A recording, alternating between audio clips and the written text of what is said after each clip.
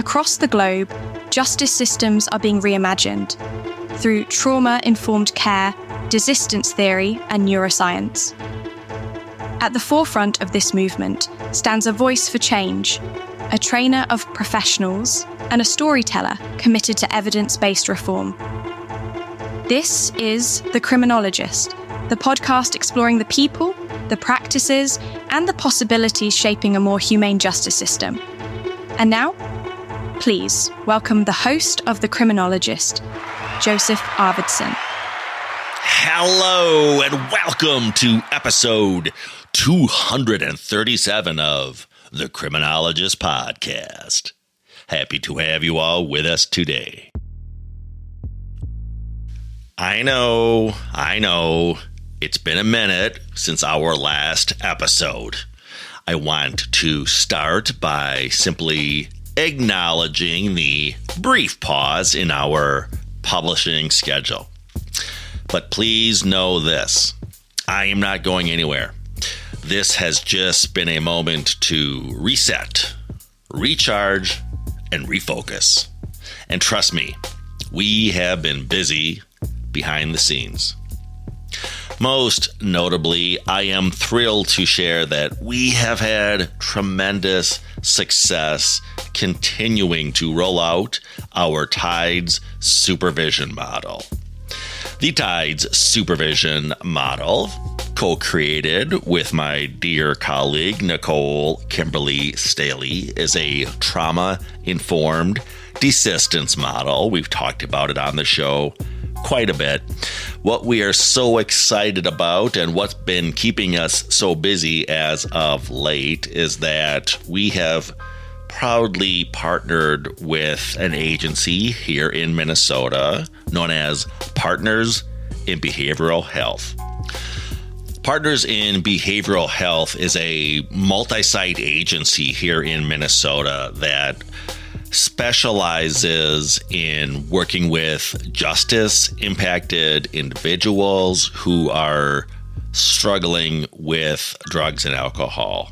And when Chris McCullough and the leadership team at Partners in Behavioral Health took a look at the TIDES Supervision Model, they knew that it was going to be a hand-in-glove fit with their vision, and boy, has it been.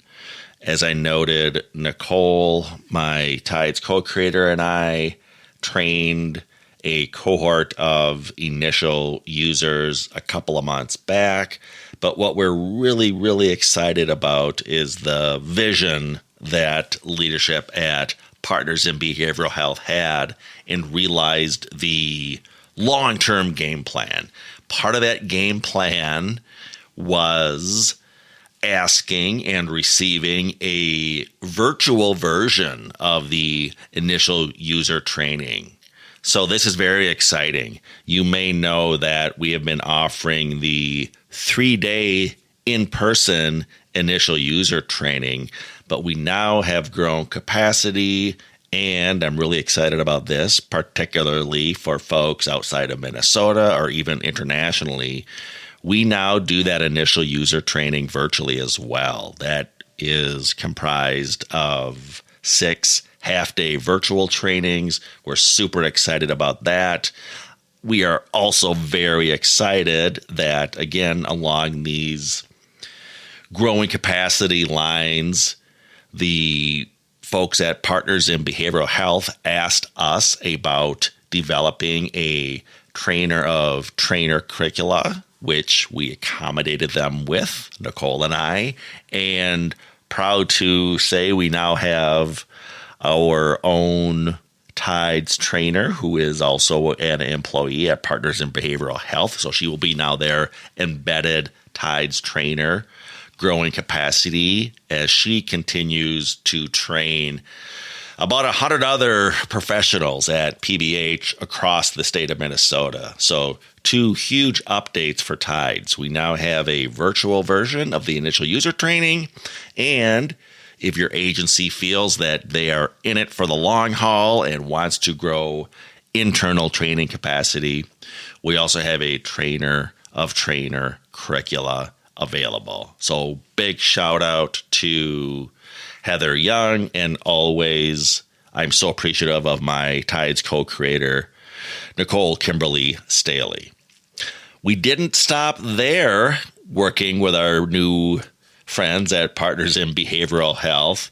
Again, to their credit, that organization was looking for the quintessential assessment tool, if you will, to measure the needle on the changes that we're hoping to instill, of course, at Partners in Behavioral Health. And so as part of that implementation effort, we brought in none other than Dr. Caleb Lloyd, a name familiar to many of you in the world of desistance theory. Caleb is the co-creator of the Dreyer assessment, along with the late Dr. Ralph Sarin.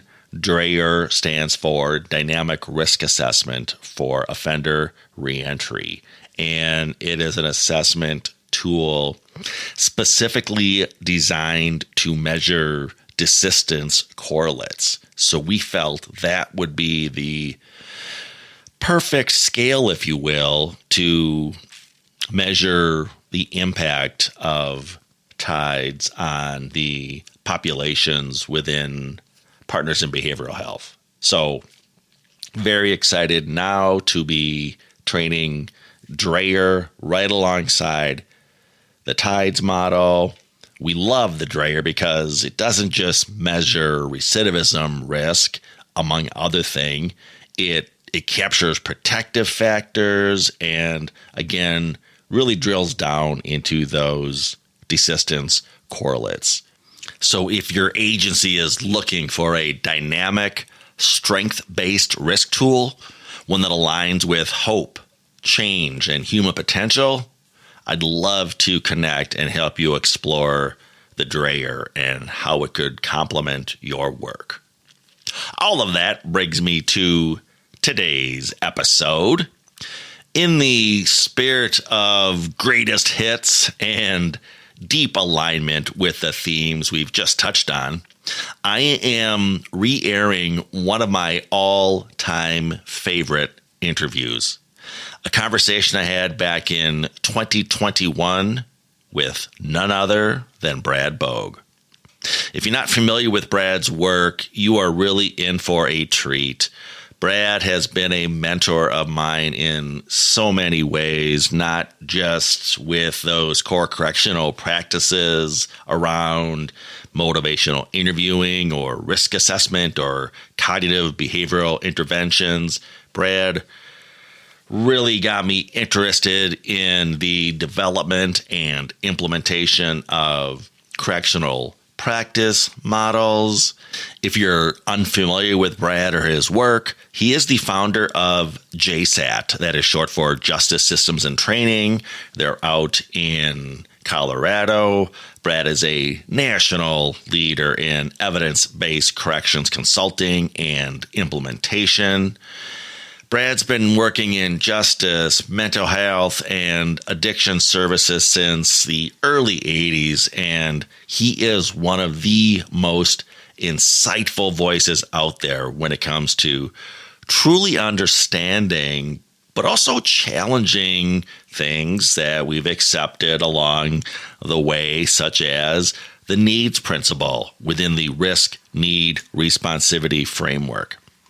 This episode is packed with insights from rethinking those big 4 criminogenic needs to addressing the importance of differential diagnosis to questioning how we define criminogenic needs in the first place.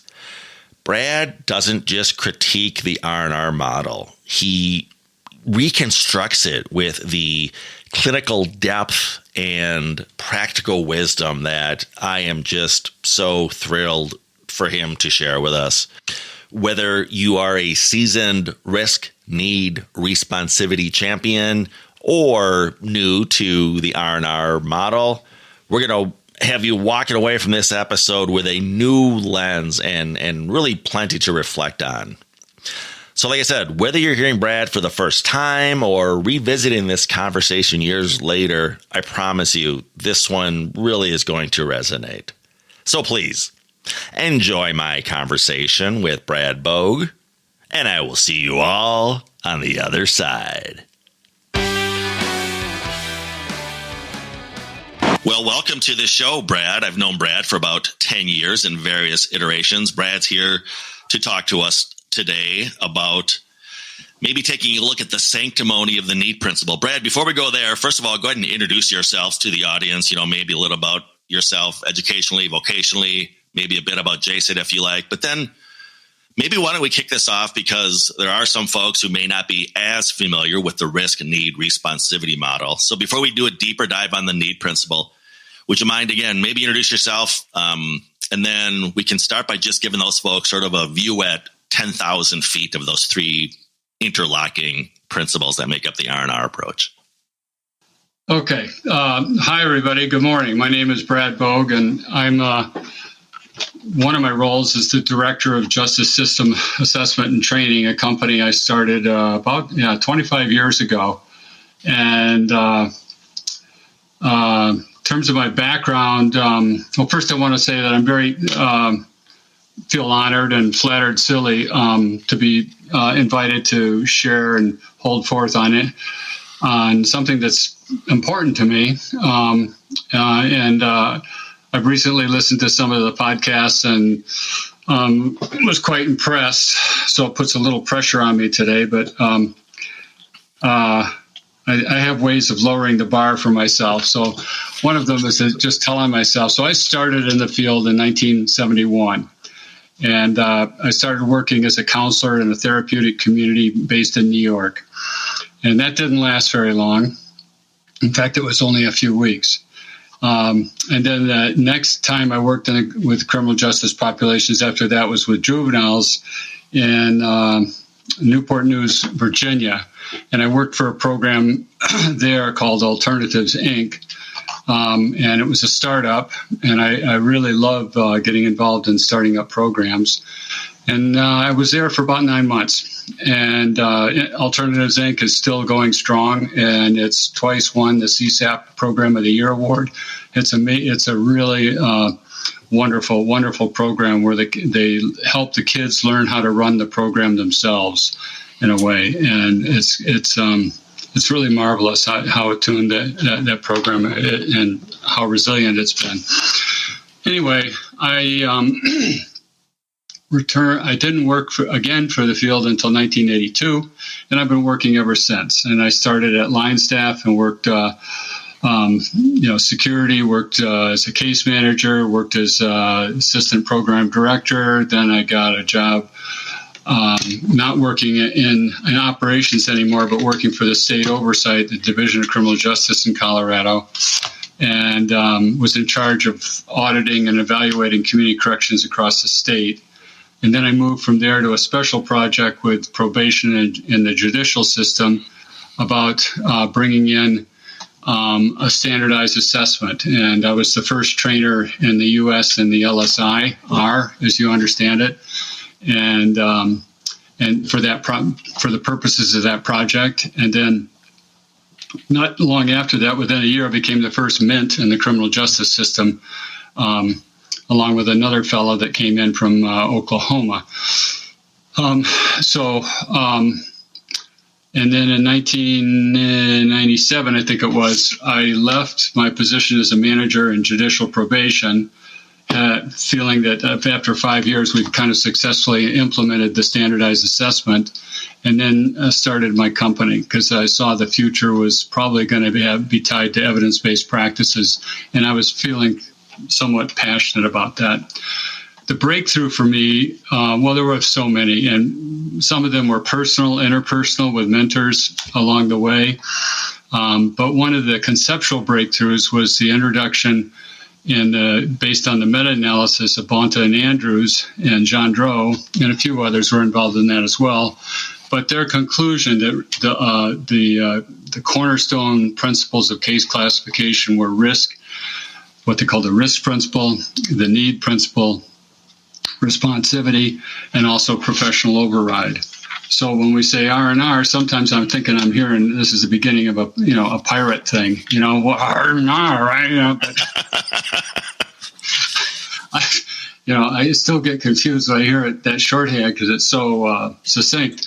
But risk principle is really simply that using actuarial tools, if we assess the risk of various people in a population, the higher their actuarial risk, the greater the kind of empirical probability that they're going to recidivate, the more services we should apply if we want to get the best effect.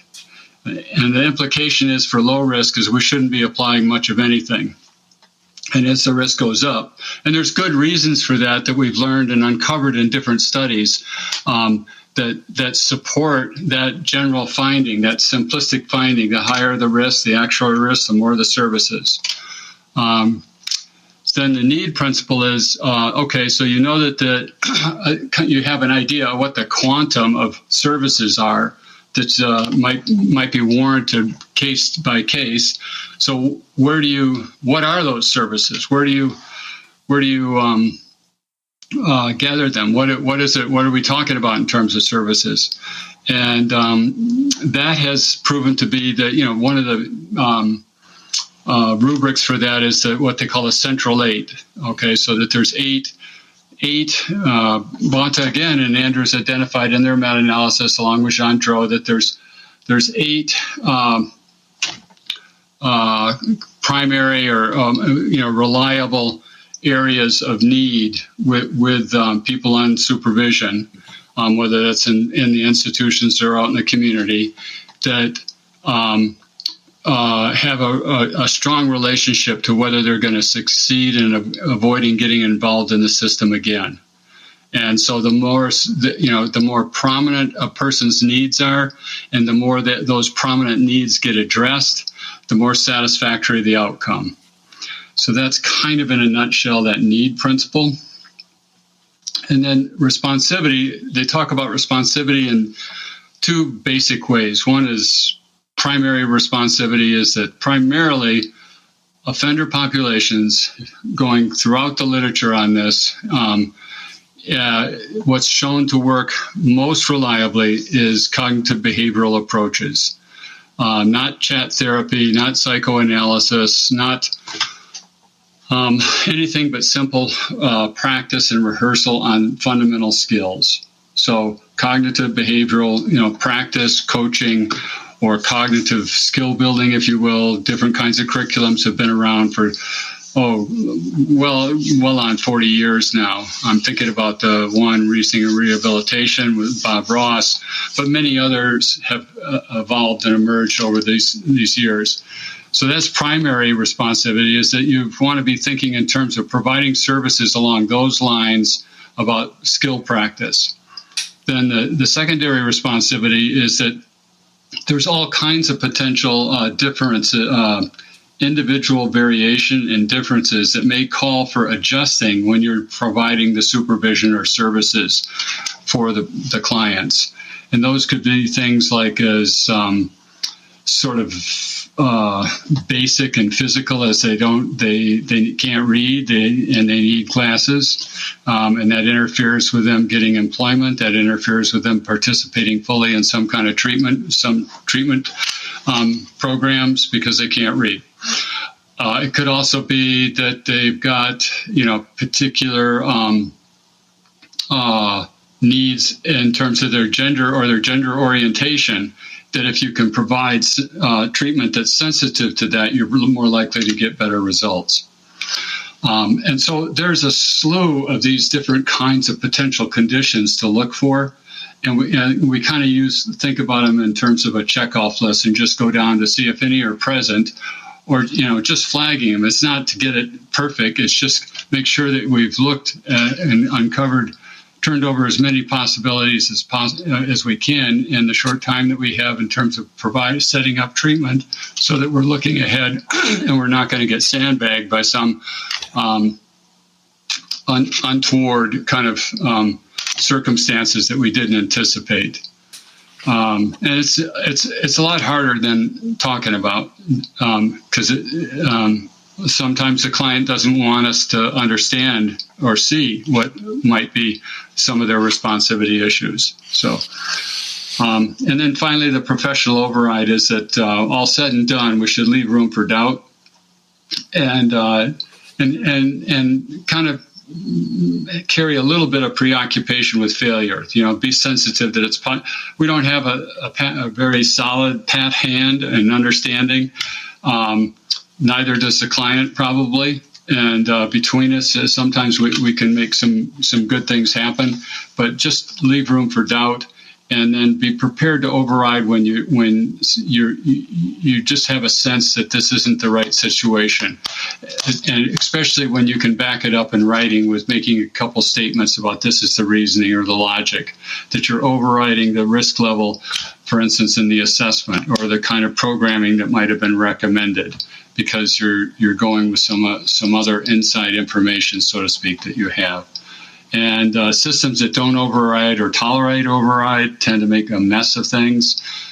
Systems that override too much also kind of throw the whole strategy under the bus when they disregard what the protocols are here that I've been outlining, these 4 basic principles. I was just going to mention, Brad, I'm so glad you mentioned the override principle, because that gets forgotten so often by practitioners and agencies.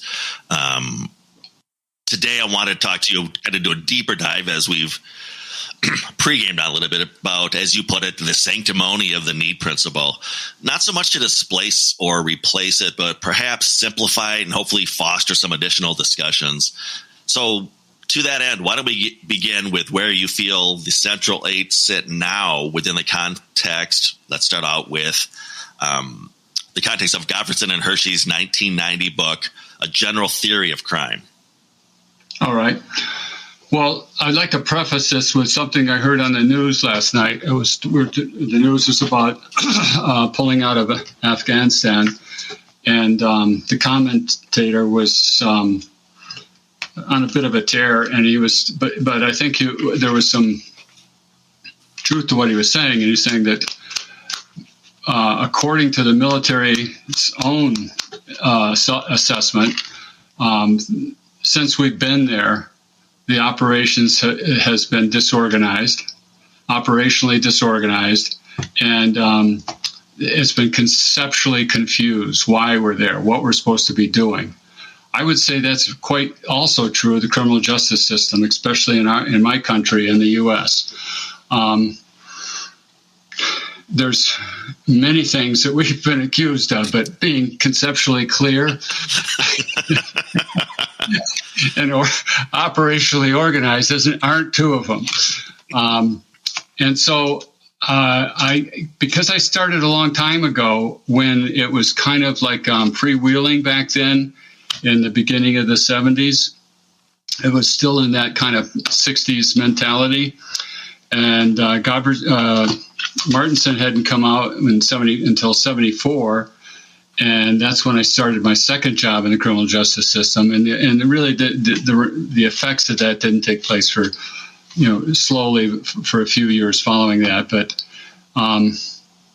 so it was free and wheeling, and then it started tightening down, and then it became very, very narrow and looking at things like, we had an expression, trail them, nail them, and jail them, that kind of summed up the mindset and the mentality there, what we thought was serving public safety. And many, many, many good officers, including my uncle, thought that had merit, that if they could intercept someone in their problem behavior before it got manifested as in the form of serious crime, they were doing some public safety good by pulling that person off the streets, even if it was usually just for a limited period of time, and not looking at the bigger picture.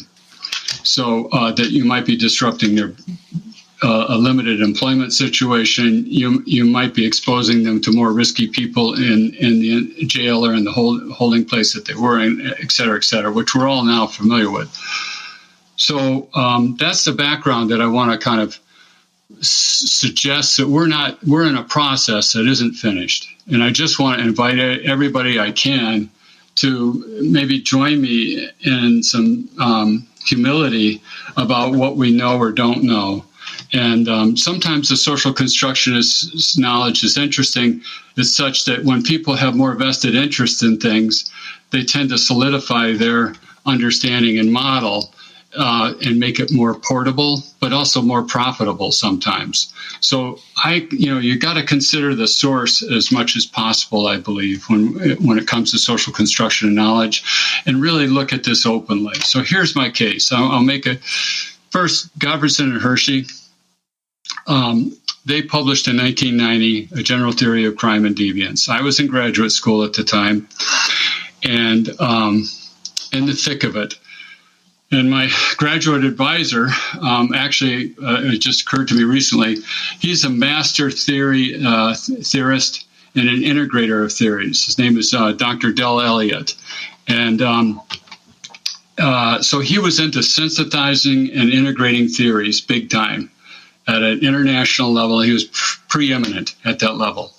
And he had us, as soon as this came out, he had his graduate students read this book. And then I also followed it. I followed the fallout from that book for several years as a graduate student. And I stopped after 2 3-ring manuals full of journal articles, rebuttals, challenges. That book caused a major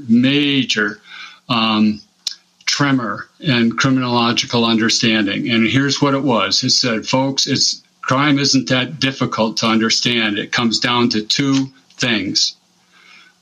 The age of the person. The younger the age, after early adolescence, the younger the age, the more likely they're going to be involved in crime.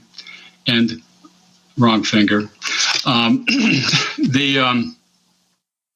The self-control or self-regulation skills of the individual.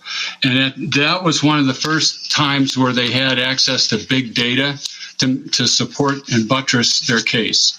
And when 2 or 3 years later, when all the kind of clamor started diminishing, it turned out that it was an accepted tenet. Those 2 things are the big dogs. Okay, so why am I bringing this up? Because the R&R model was developed prior to the publication of Arvidson and Hershey's book. Prior to that kind of very conclusive evidence and knowledge that low self-control is a major, you might say, criminogenic need. And it's not found in the model that was formulated by Bonta and Andrews. So what you see there is, it's not obvious. I think it is there latently, and I've talked to Dr. Bonta and Dr. Andrews before he passed away about this, and they acknowledged it was probably unfortunate timing that they didn't have insight into that at that time, that knowledge base that emerged in 1990. So what they have is a pretty good proxy, I think, for low self-control is criminal history. Most people look at criminal history as, well, that's static and you can't change that, right? Well, that's pretty true. I mean, you could increase the amount of criminal history. You could increase the amount of versatility in the history, but you can't really diminish what's happened already, all right? So what the developmental psychologists and theorists around low self-control say is that it manifests, one of its most common manifestations is unruly behavior, and AKA criminal behavior. And that you can, another way that it manifests is accident proneness. Those are 2 very gross manifestations of low self-control. So you can look at the versatility of someone's criminal history, or you can look at the extensiveness of it to determine if there's, that's a big, juicy clue whether they have issues with low self-control or poor self-regulation. Those terms, as far as I can tell, are pretty synonymous. And what are we talking about when we're talking about low self-control? Or we're talking about something that's developmental and it's exquisite. It's orchestral in its and its development. It's over time. And we talk about people learning self-control and self-regulation skills in a sequence over time. And much of that development is occurring during adolescence, early adolescence, mid-adolescence, and late adolescence, and into the mid-20s, which happens to coincide with the high-risk period for involvement in criminal behavior. So most of us who are involved in criminal behavior of some type or another, whether it was shoplifting or soaping windows or doing something, or, a little bit more. I mean, it's a long continuum, but the research, on the longitudinal research, with representative samples of the population, show that most of us were involved in it, and most of us, 80% or so, desisted by the time we hit mid-20s. So that J curve they talk about happens right in there at the same time that all this wonderful development's taking place. However, sometimes some of us miss some of the buses, the developmental buses, and maybe we're just preoccupied with, hormones and sexual politics, or we're getting involved in drugs at pre-algebra, and we just kind of check out, and we aren't really mindful of the shop anymore. And by the time algebra rolls around next year, we're hosed. We've missed that developmental bus, if you will, for finer abstract thinking, which is what algebra symbolizes. So, signs or facets of low self-control are impulsivity, poor emotional regulation, risk-taking, preference for simple tasks, preference for physical over mental activity, taking others' perspective, poor consequential thinking, and temper problems, flying off the handle. Right, and the list is much larger. Yeah. There's much to be learned about this. So it's a many-headed hydra, low self-control, and it's not explicit in the Central 8. All right, that's the gist of what I want us to consider. How and what we need to do with this. How do we rectify this? Is this something that should be rectified? When I've presented this to two large audiences, once in Minnesota to a statewide conference and another to ICA, it went over like a wet, a lead balloon. It went over just like when I was first introducing R&R back in the early 90s, the beginning of the 90s, to probation officers. If it got any reaction, it was hostile or passive aggressive. And so I had a similar feeling when I started talking about, hey, look at this. And I haven't finished with it. My thesis is something was overlooked. There is something that we can do about it, and it will possibly pay dividends. It's not just remedying cosmetics. It's not just correcting something semantically, or getting it correct. It goes way beyond that. So, Joey, do you want to respond to anything I've said at this point, or should you just let me go on rattling on? Well, I could listen to you, as you put it, rattle on forever. My wheels have been spinning here the whole time you've been speaking, Brad, and thinking. Full disclosure, Brad was my trainer when I got trained as an LSCMI trainer. And again, Brad, when you talked about those things are not explicitly sort of housed within the R&R framework, again, you mentioned criminal history, and that's when we talk about low self-regulation. And, arguably in that antisocial personality pattern, we will note that, well, it's reflective of that. But again, it doesn't have that sort of standalone, if you will, recognition that those other domains have, up to and including leisure rec, which I'll never forget. Once you and I were speaking, and you referred to leisure rec as a WAPF, weak ass protective factor. So and that's kind of a segue to my next question. We put these models out for practitioners to abide by without sometimes thinking what we're asking them to sort of operationalize. So maybe talk about that very real difficulty with practitioners, again, wishing to operationalize the need principle in their daily work, But from differential diagnosis and subsequent negotiated goal setting, and we can even talk about an agency's capacity issues. How much do we need to maybe re-explore? We're putting all this on the plates of the practitioners and agencies, and we're sometimes maybe not seeing the forest from the trees, or as you put it, focusing on those larger things and expecting staff to just go out and do this now. Well, I think as a model, R&R has a lot going for it, and the implication is differential diagnosis. Once you've established a level of risk and you go into need, it's time to differentiate what need, right? And there's differential diagnosis in the hands of people that are really well trained. Could probably work some really wonderful outcomes, right? Could result from that. But differential diagnosis in people that aren't trained and are overburdened or have excessive workloads, differential diagnosis is a term that fit for private therapy. It fit for therapists in institutions with small caseloads. But when you're talking about people that have caseloads of 40 or 50 or more, differential diagnosis becomes a consummate challenge.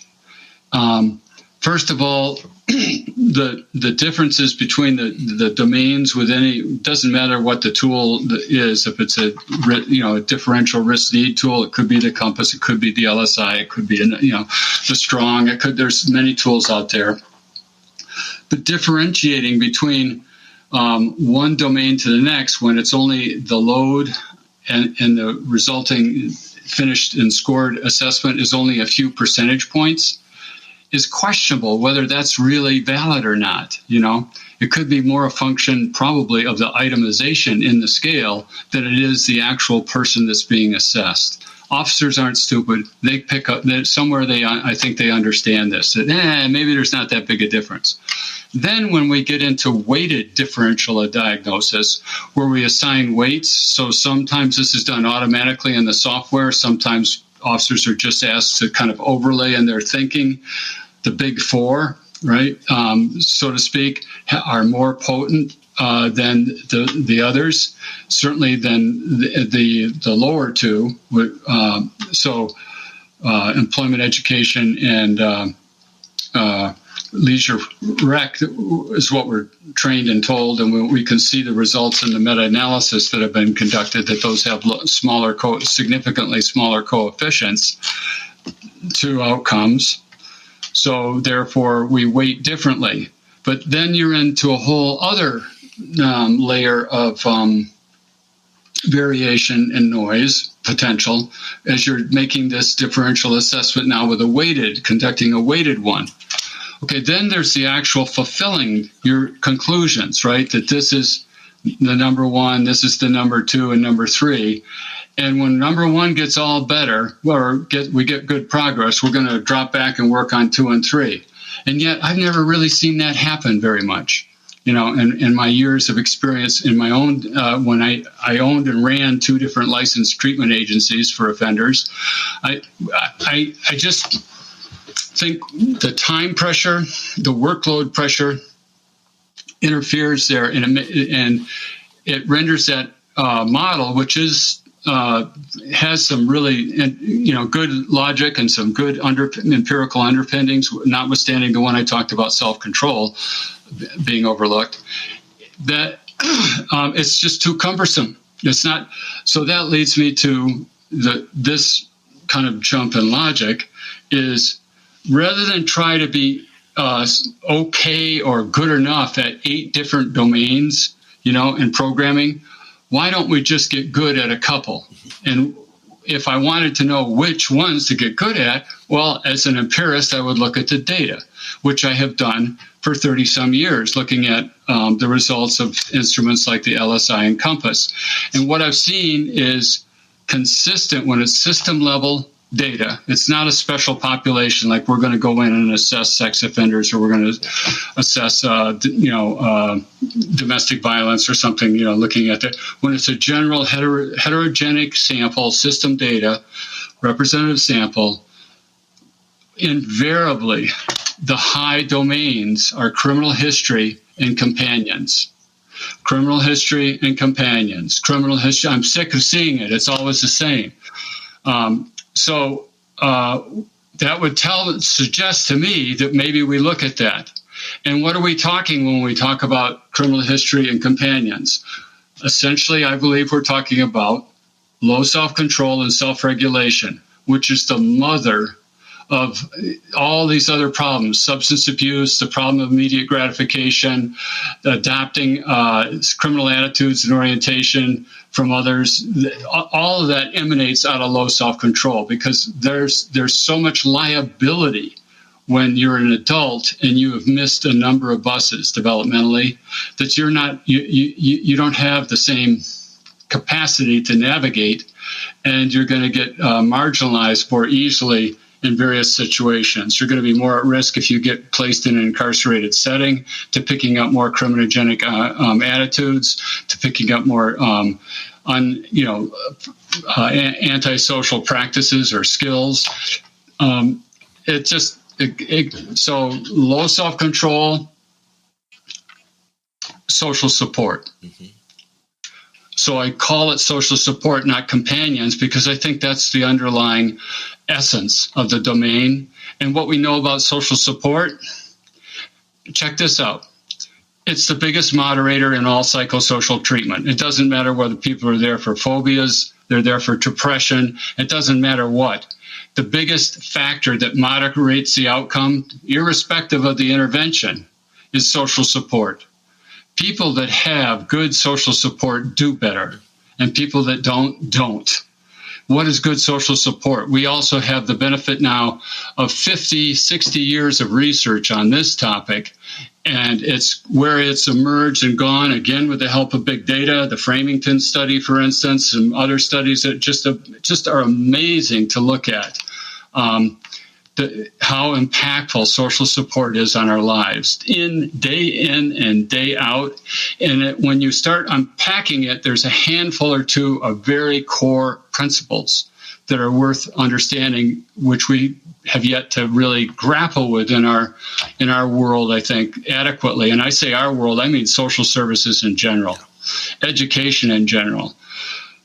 So it's this big moderator. And when it looks good, when it's working, it is bigger networks, more people that you see on a regular basis. And notwithstanding the size of your network, it is more disclosing people in your network, people that are comfortable being vulnerable with you. Mm-hmm. So this lets out a lot of cults, it lets out gangs, it lets out rural fundamental, while that you may get a quick overnight increase in the size via those contexts, you don't get the self-disclosing vulnerability. So, and then the third criteria, which is, to me, as good as mother's milk, is diversity. But it's diversity in its total sense. It's not diversity like racial diversity. It's diversity in age. It's diversity in education. It's diversity is the more diverse someone's network, the more self-disclosing, and the larger the network, the more powerful it is in what they call direct effects of social support. Then there's the indirect or protective effects of social support. So they're both present with social support. Direct effects help people increase their self-worth. They increase their flexibility. They increase their sense of agency and empowerment. Those are direct effects of social support. Buffering or indirect effects protect them, provide them resiliency and the ability to spring back more quickly and more readily. So I would submit to a conversation and open and embrace anybody that wants to follow up and contact me or Joe or whatever and just say, can we talk more about this? Is that we should maybe consider getting good at those two things and forget everything else, basically. Not forget it. It's there. Treat it nominally and address it when it's acute, but that's not our core. I think our core in working with people that are marginalized and are at risk is to really learn about self-regulation skills and learn about social support. When we talk about the primary responsivity principle of working with CBT, there is a hand-in-glove fit to working with self-control. We have not surfaced that narrative fully yet.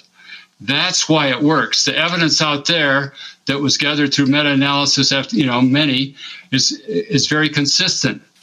But what's the need that it's addressing has not been consistent, and I think it's a misunderstanding to focus on the flower or even the fruit, for that matter, antisocial attitudes, rather than the roots, which is low self-control. So low self-control is not easy, and it's not going to be fun for a lot of people to square away with and work on, but it's a very doable development process, even off time, which offenders are. So, I mean, that's where I come in. And the last thing I would like to say, if we got just a minute here, is just put a plug in for a couple things. One is the fantastic book, Working with Difficult Clients, by Fred Hanna. So I want to make sure that I cited that therapy with difficult clients. And Fred introduces what's called the precursor model. And the precursors are the building blocks of change, according to him. And he's got fantastic methods. It's published by the American Psychological Association. And he's done videos for them, the APA, and showing how the difficult clients really are clients that just don't have many precursors. And so the challenge is finding which ones do they lack the most. It's not a strength-based model. It's a deficit model. Which ones are they most in need of, and start helping them get that support under themselves. So a sense of necessity for change is a mindset. Willingness to experience anxiety is a mindset. And I find that one is crippling many times, many high-risk offenders. As big and bad as they look, inside they are scared to death of undergoing the confrontation with themselves and their own thinking and attitudes. Another one that's not a mindset, it's part of an executive function. It's a metacognition, is the awareness, becoming open and aware, requires us to tell our executive function to slow the heck down and grapple with pay attention to what's in front of you. Awareness. Otherwise, I'm on fast thinking, I'm on automatic, and I'm not going to pay any attention. I'm glib, charming, and superficial, as they say in factor 1 of psychopathy. Another one is confronting the problem.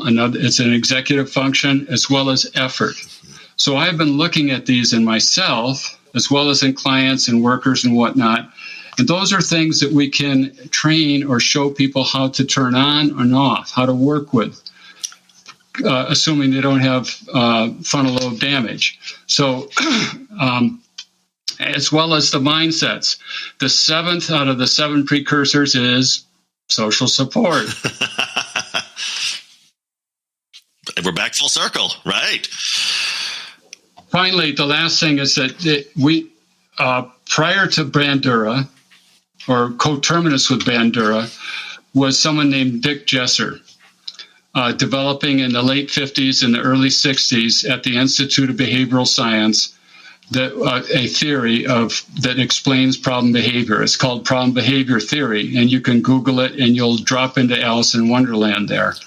And part of it is predicated on this. Part of the model and the intricacies of the theory is that people acquire risk and protective factors developmentally. That's a developmental process that's ongoing through our lives. And that when the ratio of protective to risk factors shifts significantly, it predicts or precipitates the onset of criminal behavior. right, or deviant behavior. Conversely, when that ratio reverses significantly, it predicts desistance from crime and behavior.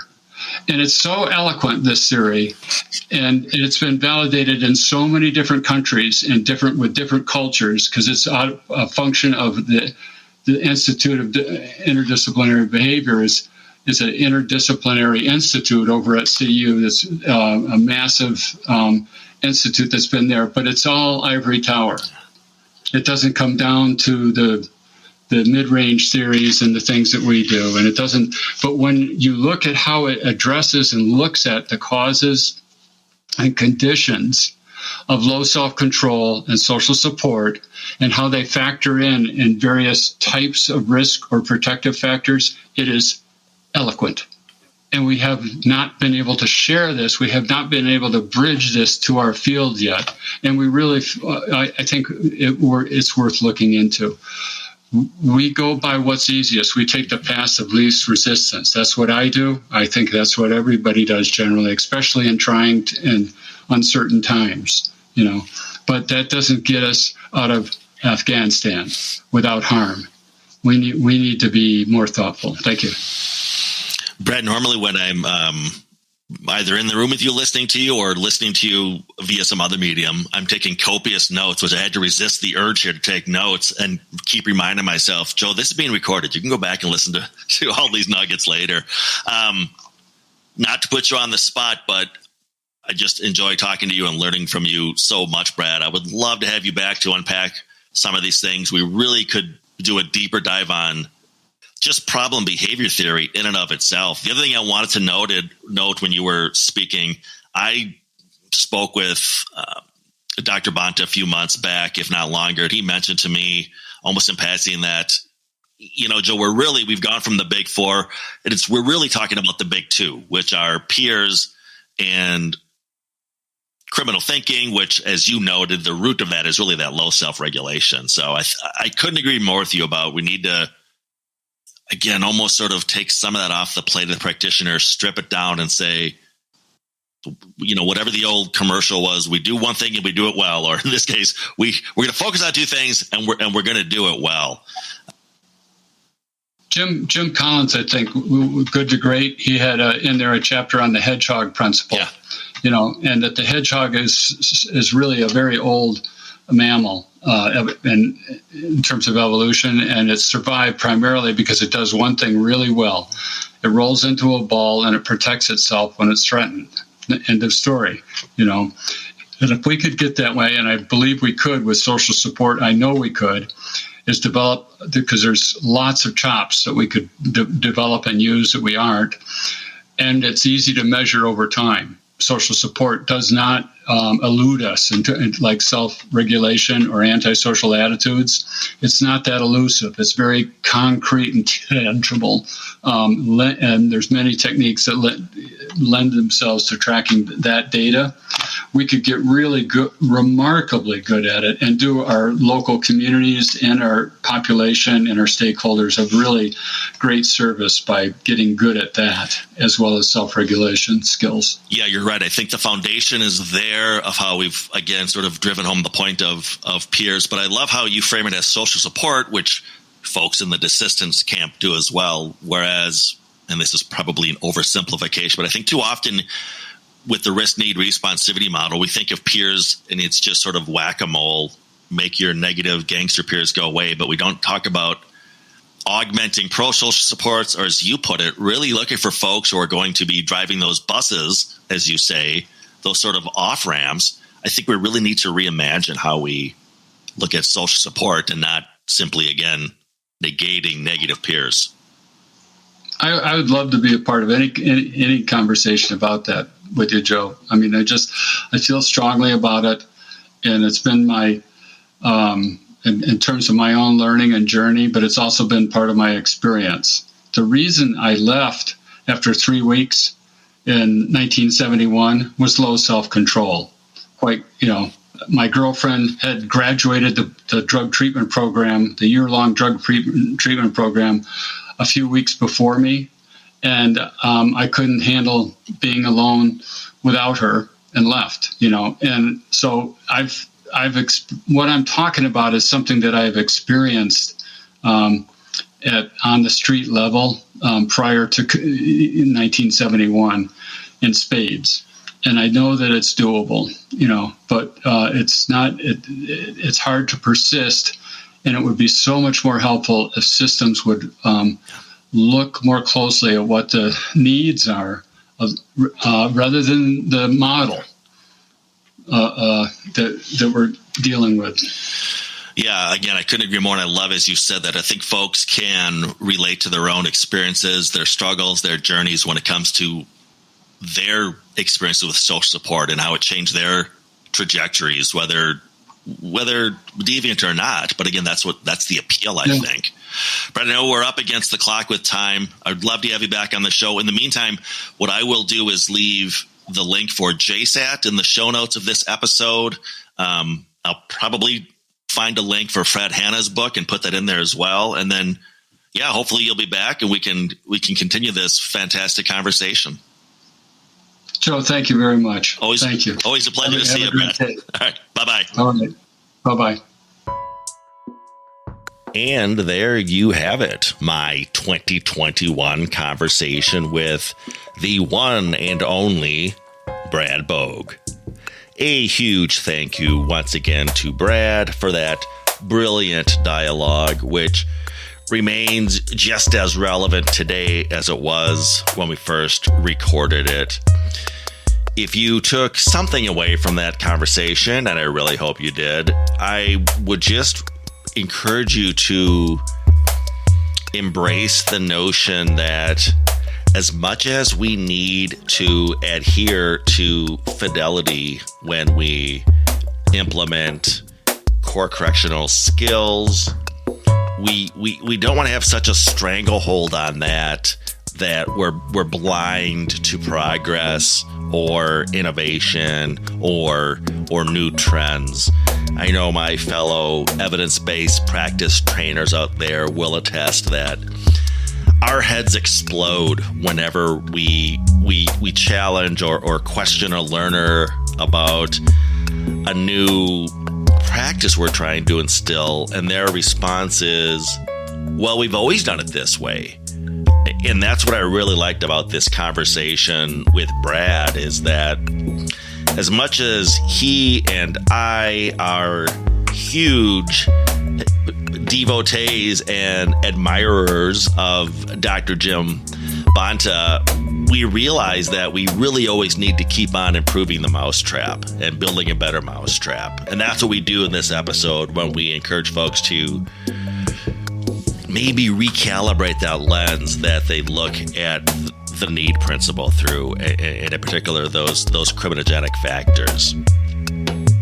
As for what's next here, I will be taking a little bit of time away from my home studio here in Minnesota for a bit. I am going to be heading south to the southern compound in Florida, where I'm really looking forward to experimenting with some fresh YouTube installments that I will be producing remotely, as I said, from Florida over the next couple of months.